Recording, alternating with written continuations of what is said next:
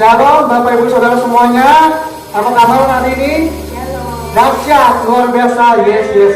Kembali lagi kita kepada ibadah online pada hari ini tanggal 30 Agustus 2020. Sebelum kita mulai ibadah kita, saya mau membaca suatu ayat, beberapa ayat dari Habakuk 3 ayat 17 sampai 19. Saya baca dalam nama Tuhan Yesus yang berkata, sekalipun pohon ara tidak berbunga, pohon anggur tidak berbuah, hasil pohon zaitun mengecewakan, sekalipun ladang-ladang tidak menghasilkan bahan makanan, kambing domba terhalau dari kulungan, dan tidak ada lembu sapi dalam kandang, namun aku akan bersorak-sorak di dalam Tuhan, beria-ria di dalam Allah yang telah menyelamatkan aku. Allah Tuhanku itu kekuatanku, Ia membuat kakiku seperti kaki rusa, Ia memberikan aku berjejak di bukit-bukitku. Amin, saudara. Amin. Sekalipun memang kondisi dunia masih belum menentu, sekalipun masalah kita datang bertubi-tubi, tapi bukan berarti kita nggak bisa bersorak-sorak dalam Tuhan. Amin. Karena daripada Yesuslah kekuatan kita. Kita berdoa dulu ya sebelum ibadah ya. Ya Tuhan Yesus, Allah Bapa kami yang pada dan baca surga Tuhan, terima kasih Kau masih berikan kami kekuatan dan kesehatan ya pada saat ini Bapa. Tuhan, sebentar kami melaksanakan ibadah ini Tuhan, Tuhan berkati ibadah ini Tuhan, dari awal tangan kepada akhirnya Tuhan. Bila hari ini kami berikan sangat sukacita dan hadirat-Mu Tuhan. Terima kasih Bapa, terpuja nama-Mu, dalam nama Tuhan Yesus kami sudah berdoa. Amin. Kita menyanyikan lagu Dia Gerakanku, kita mau masuki gerbangnya dengan hati yang bersyukur. Amin. Amin.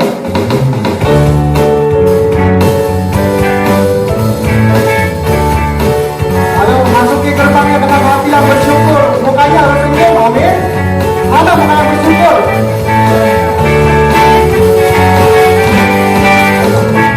Masuki gerbangnya dengan hati bersyukur, ramainya dengan berian. Tapi hari ini harinya Tuhan, ku bersuka cita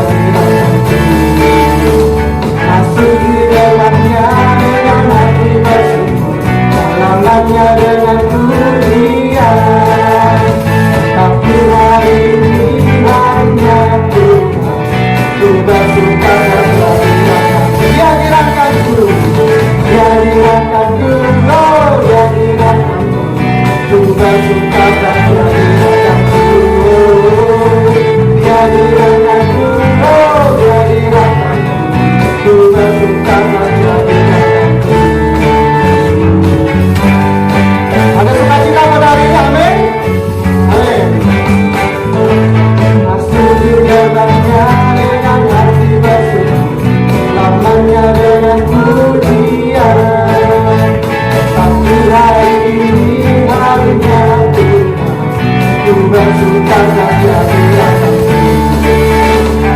Dia gerakanku, oh Dia gerakanku, ku bersuka cita. Dia gerakanku, oh Dia gerakanku, ku bersuka cita.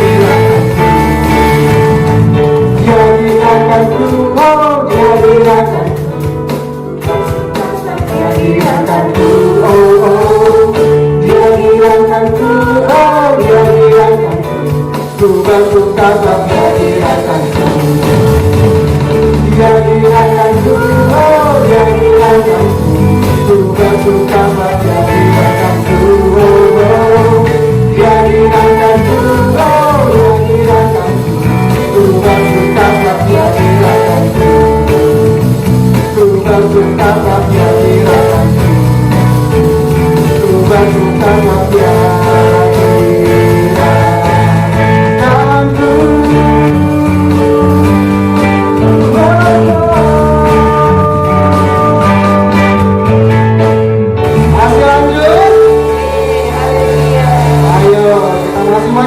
Lagi api kemuliaannya. Dan sukacita amin pada hari ini. Api kemuliaannya tercurah dari surga buat kita semua. Amin.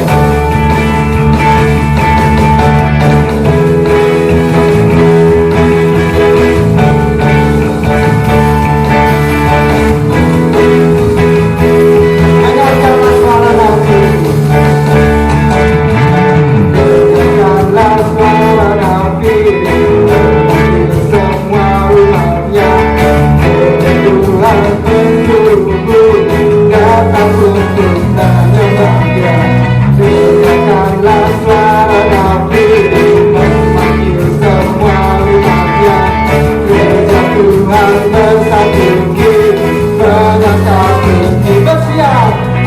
bersiap maju janganlah lengah. Yesus panglima kita, gunakan semua senjata dalam pasang api kemuliaannya tercurah dari surga, memenuhi kami semua. Bangkitlah gerejanya, api kemuliaannya tercurah dari surga, beritakan pada dunia bahwa Yesus Raja segalanya.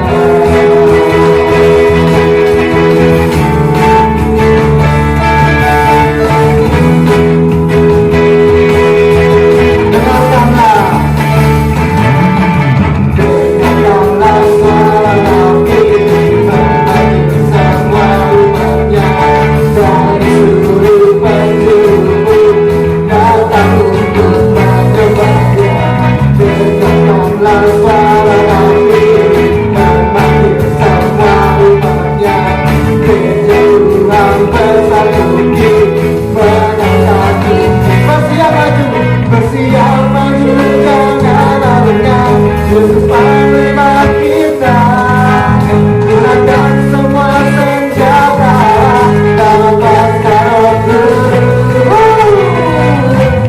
api kemuliaannya tercurah dari surga, penuhi kami semua.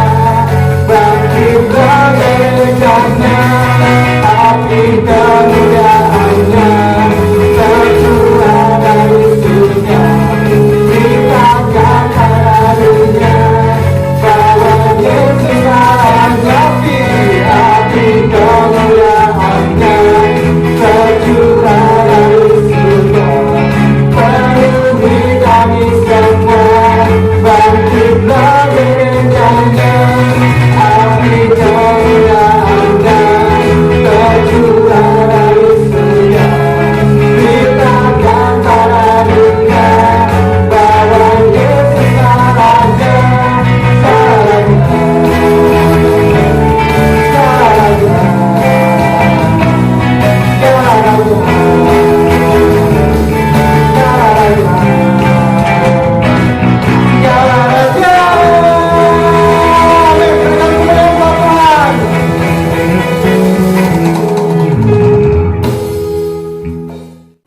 Mari saudara, kita mau fokuskan hati kita mau dengarkan firman Tuhan. Kita minta hikmat Tuhan supaya firman ini gak lalu dengan sia-sia buat kita, amin. Kita mengimani bahwa Yesuslah kekuatan kita. Kasih Yesus begitu besar saudara buat kita, sejauh langit dari bumi. Itulah besar Yesus, kasih Yesus buat kita, amin. Engkaulah kekuatanku.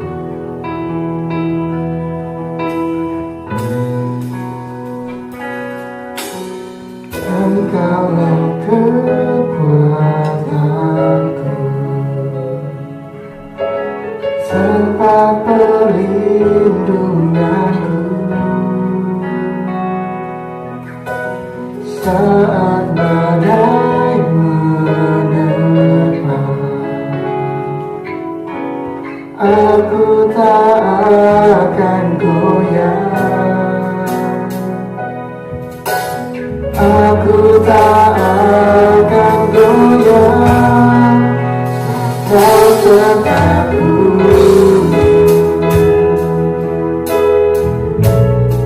Engkaulah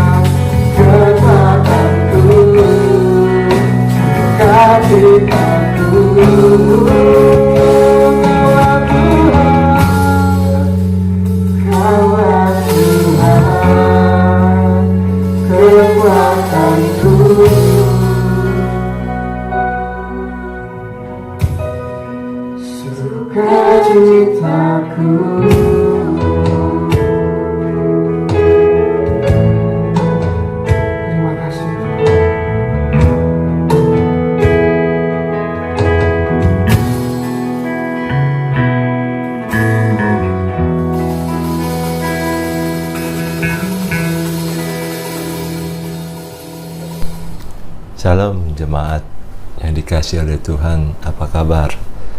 Dan kita terus berdoa supaya kita semua sehat dan dalam pemeliharaan Tuhan dari hari ke hari, dari minggu ke minggu, bulan ke bulan. Dan tidak sadar bahwa kita sudah memasuki akhir bulan Agustus 2020 dan tidak lama lagi kita akan masuki September. Kita percaya bahwa Tuhan memelihara kita. Hari ini kita mau bahas firman Tuhan dari perumpamaan lalang dan gandum. Tapi sebelum kita membaca firman Tuhan, kita berdoa terlebih dahulu. Bapa, kami berdoa, Engkau menolong kami mengajarkan kebenaran firman Tuhan, dan biarlah firman Tuhan ini tentang lalang dan gandum ini menjadi pelajaran berharga bagi kami, sehingga kami pun juga boleh belajar apa yang harus kami perhatikan pada masa akhir-akhir saat ini. Dan kami berdoa kuasa Tuhan bekerja dengan cara-Mu Tuhan. Berbicaralah kepada kami melalui kebenaran firman Tuhan. Dalam nama Tuhan kami berdoa. Amin. Saudara, hari ini kita ingin membahas firman Tuhan dengan tema pemisahan dan penuaian. Pemisahan dan penuaian. Sepertinya kok paradoks sekali. Pemisahan itu sesuatu yang tidak menyenangkan sebenarnya, saudara. Tapi kok ada penuaian. Dan ini yang kalau dalam prinsip kerajaan Allah, pada akhir zaman ada pemisahan, tapi juga di situ ada penuaian. Ini yang harus kita perhatikan dalam hidup kita. Sebabnya, saudara, dalam kerajaan Allah itu antara pemisahan, saat terjadi pemisahan, disitulah sebentar lagi terjadi penuaian. Disitulah tidak lama lagi ada kemuliaan Tuhan bagi orang-orang yang betul-betul menjaga kemurnian hatinya. Dan prinsip dalam kerajaan Allah ini kita bisa lihat bagaimana pengajaran Tuhan Yesus, pemisahan dan penuaian itu bisa terjadi pada akhir zaman ini. Misalnya perumpamaan tentang pukat. Pukat itu seorang nelayan yang mengambil ikan yang begitu banyak, dan waktu di pantai dipisahkan ikan yang tidak baik, dipisahkan ikan yang baik dikumpulkan. Jadi sudah ada pemisahan, sehingga ikan yang baik itu yang memang yang dipakai, tapi yang tidak baik dibuang. Ada juga perumpamaan tentang orang-orang yang sungguh-sungguh taat kepada Tuhan, dan itu digambarkan sebagai domba. Dan orang-orang yang tidak taat kepada Tuhan, yang tidak peduli pada kehendak Tuhan, itu digambarkan oleh Tuhan Yesus sebagai kambing. Dan dalam Matius 25 ayat 31 sampai 46, bagaimana orang-orang yang tidak taat itu dipisahkan dulu ke sebelah kiri Tuhan Yesus, dan orang-orang yang taat kepada Tuhan, yang mengutamakan kehendak Tuhan, dipindahkan ke sisi sebelah kanan daripada Tuhan Yesus. Dan ini yang namanya pemisahan. Dalam kerajaan Allah pasti ada pemisahan. Juga ada perumpamaan tentang 10 darah. Ada 5 darah yang bodoh, ada 5 darah yang bijak.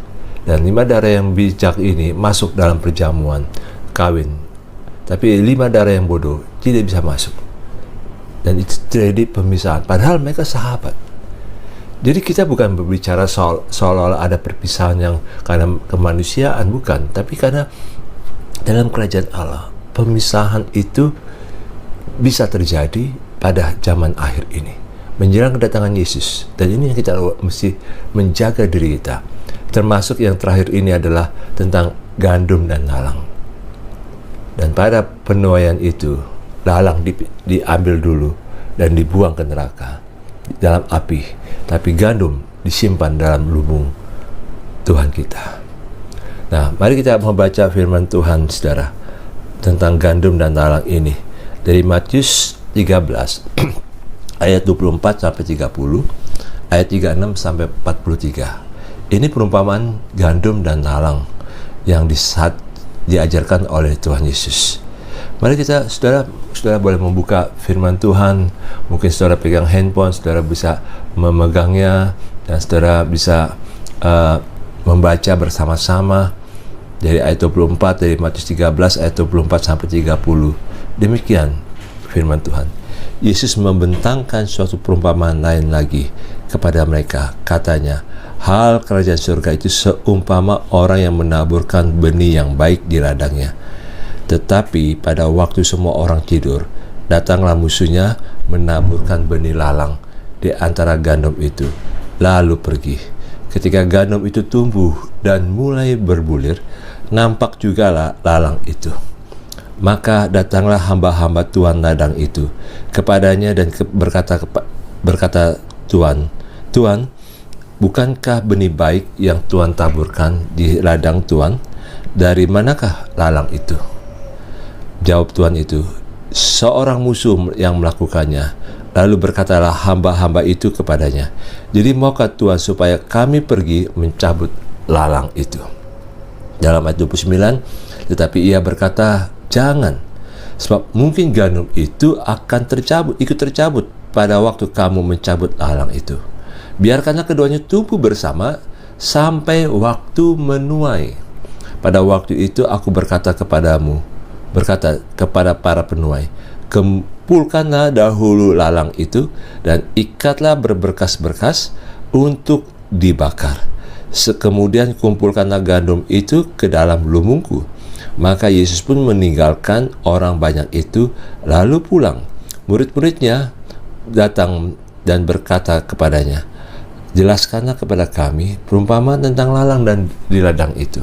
Ia menjawab katanya, orang yang menaburkan benih baik ialah anak manusia. Ayat 38, ladang ialah dunia. Benih yang baik, anak-anak kerajaan itu, anak-anak kerajaan, dan lalang, anak-anak si jahat. Musuh yang menaburkan benih lalang ialah iblis. Waktu menuai ialah akhir zaman, dan para penuai itu malaikat. Maka seperti lalang itu dikumpulkan dan dibakar ke dalam api, demikian juga pada akhir zaman. Ayat 41, anak manusia akan menyuruh malaikat-malaikatnya dan mereka akan mengumpulkan segala sesuatu yang menyesatkan dan semua orang yang melakukan kejahatan dari dalam kerajaannya. Semuanya akan dicampakkan ke dalam dapur api. Di sanalah akan terdapat ratapan dan gertakan gigi. Pada waktu itulah orang-orang benar akan bercahaya seperti matahari dalam kerajaan Bapa mereka. Siapa bertelinga, hendaklah ia mendengar. Demikianlah pembacaan firman Tuhan. Jemaat yang dikasihi oleh Tuhan Yesus, ada 3 hal yang kita akan belajar bersama. Tapi yang pertama ini kita ingin belajar, iblis selalu bekerja keras untuk menabur benih kejahatan dalam kerajaan Allah, dalam kehidupan orang-orang yang sudah berada dalam kerajaan Allah. Kalau kita perhatikan dalam ayat 25, tetapi pada waktu semua orang tidur, datanglah musuhnya menaburkan benih lalang di antara gandum itu, lalu pergi. Jadi lalang itu tinggal ditabur sedikit, tapi itu cepat menyebar. Tidak perlu dirawat, tidak perlu dirawat. Itu pasti tumbuh sendiri. Itulah lalang. Dan itu yang menabur adalah iblis.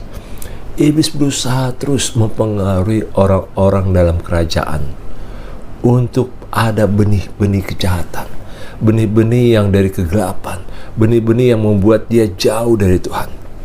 Dan ini yang kita belajar, saudara. Lalang memang serupa dengan gandum.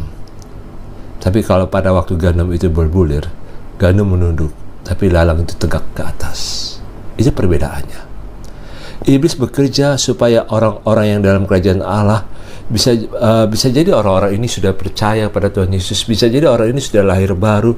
Namun benih-benih yang ditaruh oleh iblis melalui dengan kenikmatan dunia, dengan daya tarik dunia, dengan kekhawatiran dunia, dengan hal-hal yang membuat dia jadi takut dengan apa yang terjadi dalam hidup ini, membuat dia jadi tidak begitu nyaman dalam kerajaan, tapi dia senang dalam kerajaan Allah. Saudara yang dikasihi oleh Tuhan, orang-orang seperti ini tanpa sadar benih yang ditabur oleh iblis dalam dirinya, dia menghancurkan benih itu, menghancurkan benih firman, sehingga dia nggak bisa bangkit, dia nggak bisa punya iman kepada Tuhan. Setiap sekali ada tantangan, dia takut akan dirinya. Setiap kali ada masalah yang melanda dirinya, dia lebih dikuasai oleh pikirannya. Dan dia tidak membiarkan firman itu menguasai pikirannya, menguasai hatinya. Saudara yang dikasih oleh Tuhan, kalau kita mengalami seperti itu, kita harus sadari bahwa ada sesuatu yang salah dalam diri kita. Mungkin ada benih-benih yang iblis taruh, dan kita berdoa supaya kita minta Tuhan mencabut sampai akar-akarnya benih yang tidak ditabur oleh Tuhan dalam hidup kita, dalam hati kita, dalam pikiran kita. Saudara yang dikasih Tuhan Yesus, benih-benih ini juga itu bisa juga dalam kita, kalau kita lihat contoh dalam Alkitab itu seperti Yudas Iskariot. Yudas, orang yang dipercaya oleh Tuhan Yesus menjadi pemegang kas dalam pelayanannya, tapi Yudas suka mencuri, dan akibatnya kita sudah tahu akhir hidupnya. Yudas mati bunuh diri setelah dia menyesal kenapa dia menyangkali Yesus, mengkhianati Yesus. Contoh yang lain, Yoab, panglima perang daripada Daud, orang yang berjasa, saudara, orang yang luar biasa dan dalam membantu Raja Daud. Tapi apa terjadi pada akhir hidupnya?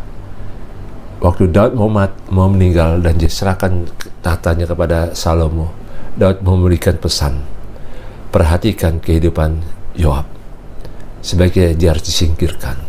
Kenapa bisa terjadi seperti itu?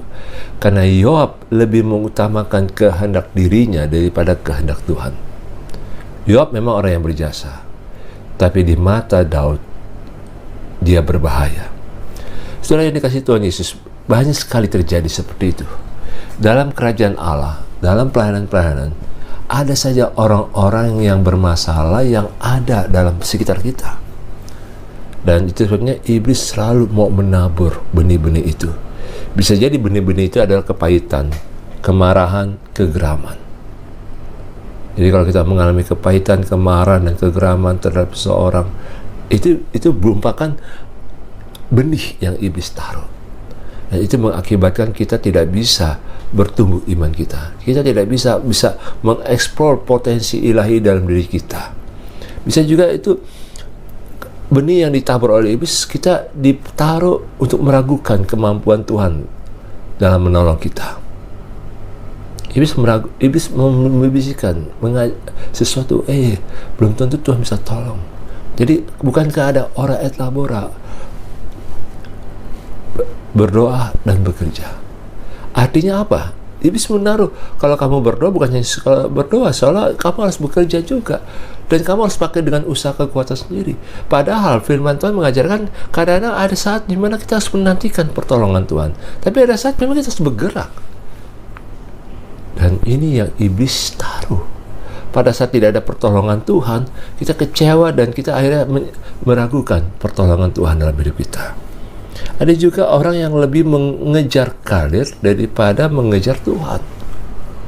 Bagi dia, karir adalah segala-galanya, karena karir itu merupakan masa depan dia. Saudara, saya tidak menentang perjuangan saudara untuk mengejar karir. Tapi mari kita melihat bahwa Tuhan punya rencana masa depan dalam hidup kita. Utamakan kejar Tuhan. Dan sementara itu Tuhan akan membuka jalan bagi saudara untuk mendapatkan karir yang baik. Jadi bukan sebaliknya, mengejar karir tapi mengabaikan Tuhan. Tapi mari kita belajar, kita membangun, mengejar Tuhan. Nanti Tuhan yang akan menolong kita untuk dapatkan karir. Ada juga orang yang berasumsi bahwa uang adalah segalanya dalam hidupnya, maka harus mengejar uang. Bahkan bisa menjilat-jilat orang yang punya uang banyak, sehingga untuk dapatkan uang dari orang-orang yang punya uang itu. Hati-hati di situ, saudara. Mari kita belajar. Ini yang iblis taruh dalam benih dalam hidup kita. Apalagi dalam masalah resesi seperti ini, saudara. Negara kita diakui oleh seorang menteri, kita sudah di ambang pintu resesi. Sehingga membuat kita jadi takut. Dan kita berpikir, aduh ini susah sekali. Tapi saudara, saya ingin beritahu, jangan dikuasai oleh ketakutan, karena iblis bisa menabur benih ketakutan itu dalam diri kita. Biar kita menjaga hati kita untuk tetap percaya kepada Tuhan. Yang kedua yang kita belajar di sini, gandum dan lalang itu bertumbuh bersama, tapi beda hasilnya. Ini kita bisa lihat dalam ayat 30. Biarkanlah keduanya tumbuh bersama sampai waktu menuai. Pada waktu itu aku akan berkata kepada para penuai, kumpulkanlah dahulu lalang itu dan ikatlah berberkas-berkas untuk dibakar. Kemudian kumpulkanlah gandum itu ke dalam lumbungku. Bagi Tuhan Yesus, lalang tidak boleh dicabut sebelum waktunya. Dan kita tahu bagaimana lalang dan gandum pada waktu bertumbuh bersama itu susah dibedakan.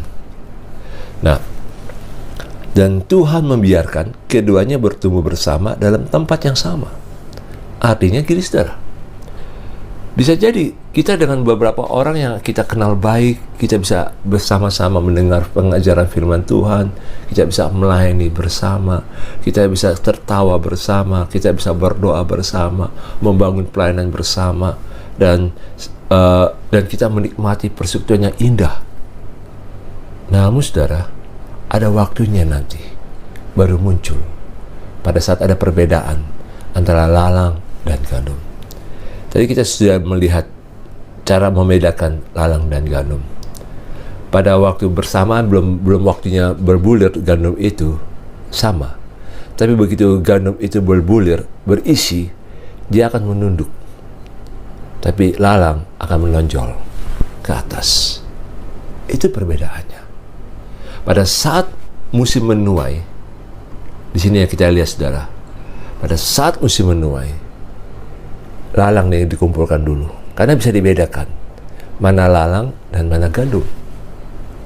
Dan gandum yang menunduk itu akan menjadi kuat akarnya, tapi lalang akan lemah karena akarnya tidak kuat. Saudara, bagi orang yang tidak berbuah, dia lebih mengutamakan dirinya, kehendak dirinya sendiri, bukan kehendak Tuhan. Dia lebih menonjolkan dirinya, kehendaknya, maunya. Mari kita belajar saudara, kehendak Tuhan lebih utama. Kehendak Tuhan kalau dalam pelayanan itu artinya kita sama-sama membangun, menjadi satu tim, menjadi satu keluarga, membangun bersama, bukan menonjolkan diri. Juga bagi orang yang, tapi saat orang lain hidupnya berbuah, lalang ini lebih menonjolkan dirinya. Bahkan bisa jadi lalang ini menganggap bahwa pekerjaan si gandum itu adalah pekerjaan dia. Nah, ini yang sangat menyedihkan. Secara kehendak Tuhan, supaya setiap orang dalam kerajaannya itu bisa berbuah dan punya pengaruh yang sangat besar. Kita sudah bahas dalam bulan ini tentang imamat rajani. Bagaimana kita dari hari ke hari punya peranan sebagai imamat rajani, punya imam sebagai raja dalam hidup dalam kerajaan, tapi juga imam. Artinya kita punya mental kerajaan untuk punya pengaruh yang lebih besar, yang lebih luas, bisa mempengaruhi banyak orang. Tapi lalang lebih utamakan dirinya.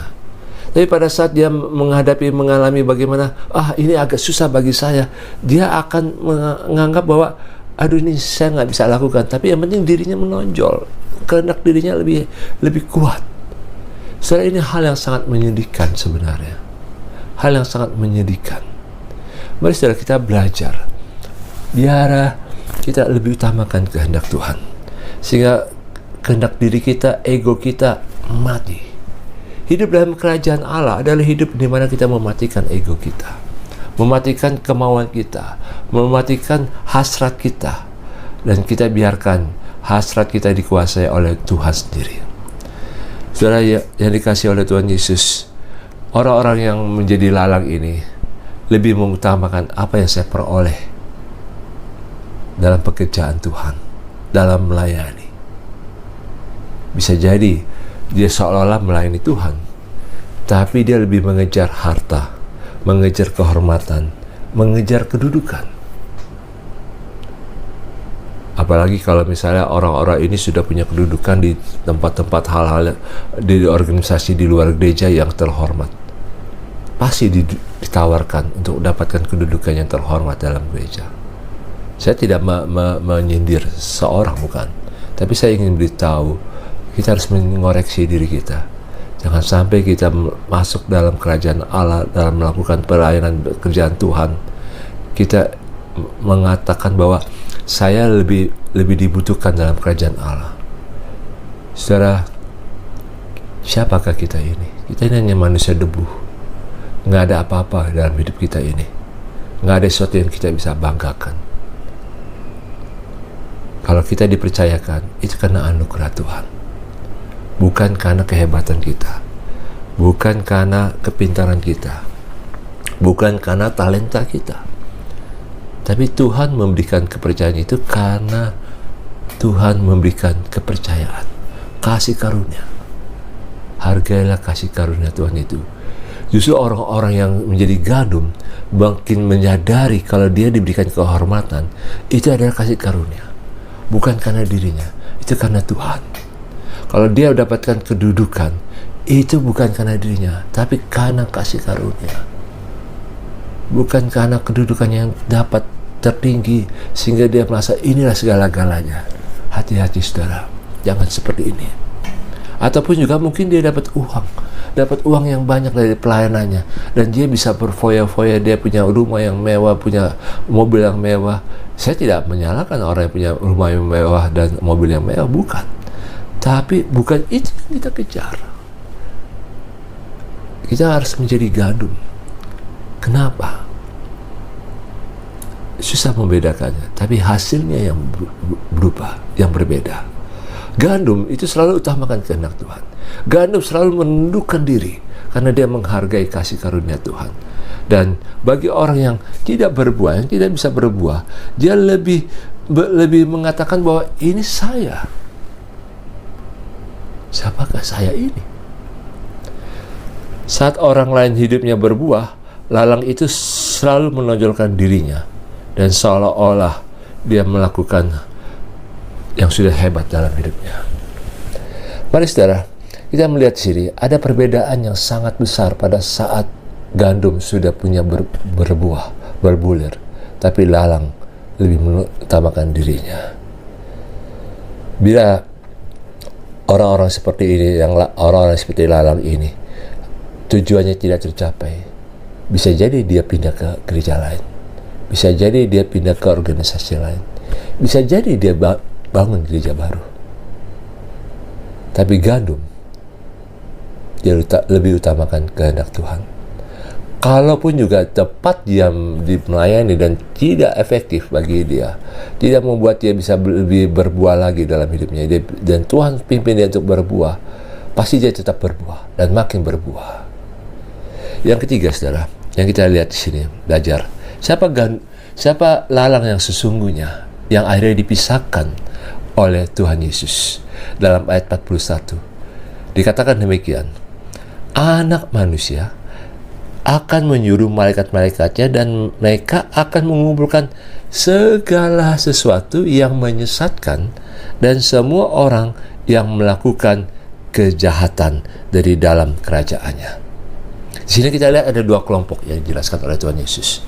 Yang pertama, segala sesuatu yang menyesatkan. Ini bukan berbicara soal pribadi, tapi ini sistem. Segala sesuatu yang menyesatkan, sistem yang membuat orang tersesat, yang membuat orang berdosa. Yang kedua, semua orang yang melakukan kejahatan. Jadi sistem yang jahat, yang membuat orang berdosa, membuat orang juga hidup dalam kejahatan, yang melakukan kejahatan. Mari kita lihat di sini, segala sesuatu yang menyesatkan itu dalam pengertian bahasa Yunani itu segala sesuatu yang menyebabkan orang itu berdosa. Sistem yang dibangun oleh pemimpin untuk membuat orang-orang yang ada di bawahnya berdosa. Makanya nggak heran kalau gereja-gereja tuh pecah karena ada perbedaan-perbedaan di antara pemimpin. Seolah-olah saya yang lebih diurapi oleh Tuhan, seolah-olah saya yang lebih hebat dalam pekerjaan ini, dalam gereja ini, dalam yayasan ini. Tapi ujung-ujungnya membuat orang berdosa. Kalau dalam bahasa Yunani pakai kata skandalion, skandal. Jadi ada skandal. Jadi ini hal yang sangat menyedihkan. Kalau kita sebagai pemimpin itu membuat orang itu lebih mengkuduskan diri kita daripada menghormati Tuhan. Betul-betul hatinya pada Tuhan. Mari kita belajar di sini, saudara. pelayanan-pelayanan yang ada kita saat ini bukan pelayanan-pelayanan yang biasa. Kita berdoa supaya jangan sampai di dalam gereja kita ini ada sistem yang menyebabkan orang itu berdosa. Saya bersyukur aktivis dalam gereja ini dalam pelayanan tidak dibayar. Mereka dengan sukarela mereka betul-betul ingin membangun. Saya berdoa supaya saudara mendapatkan yang terbaik untuk masa depan saudara. Karena pelayanan yang saudara, pengorbanan saudara itu dilihat oleh Tuhan, bukan dilihat oleh manusia. Kita sama-sama membangun kerajaan Allah.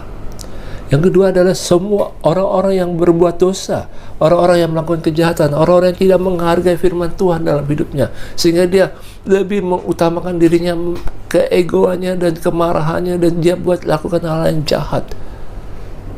Jadi orang-orang yang melakukan kejahatan ini bukan berarti orang-orang jahat di luar, saudara.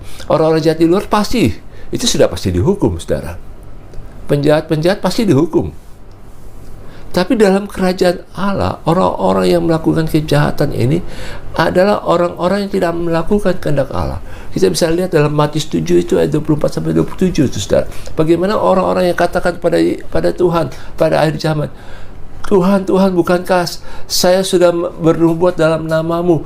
Bukankah saya menyembuhkan orang sakit dalam namamu? Bukankah saya juga menyembuhkan orang sakit, membangkitkan orang mati dalam namamu? Mereka orang-orang hebat, saudara. Karunia-karunia yang luar biasa. Tapi saudara, kita lihat apa yang dikatakan Tuhan. Aku tidak mengenal engkau, hai kalian semua pembuat kejahatan, karena kalian tidak melakukan kehendak Bapakku. Saudara, apa artinya di sini? Kalau kita pelayanan tapi tidak melakukan kehendak Bapa, kita dianggap melakukan kejahatan. Hal yang sangat menyedihkan. Saudara, mari kita belajar dari firman Tuhan ini.